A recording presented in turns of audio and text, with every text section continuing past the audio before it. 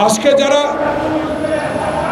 Doctor Mohammad ইউনূসকে অবহেলা করে কথা বলে, যারা ডক্টর ইউনূসকে বাংলাদেশের ইন্টেরিয়াম গভর্নমেন্ট সুচারুরূপে চালাবার জন্য অসহযোগ করবেন,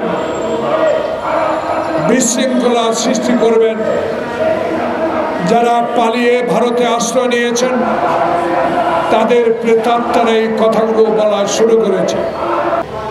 ডক্টর ইউনূস আর থাকবে না। আগে ভালো ছিলাম, লজ্জা হয় না? শরম লাগে না আপনাদের? যারা আবু সাইদকে গুলি করে হত্যা করেছেন, 800 নেতাকর্মীকে হত্যা করেছেন, তাদের মুখে কি করে সম্ভব? আর কতদিন ডক্টর ইউনূস থাকবেন আমরা দেখিয়ে দিব। বাংলাদেশে এমন ইতিহাস আর সৃষ্টি হবে না যে ইতিহাসে আওয়ামী লীগ বাংলাদেশে এসে আবার ক্ষমতায় যাবে, সংগঠন করবে, কারণ সেই সুযোগ শেখ হাসিনা নিজ হাতেই শেষ করে দিয়েছে।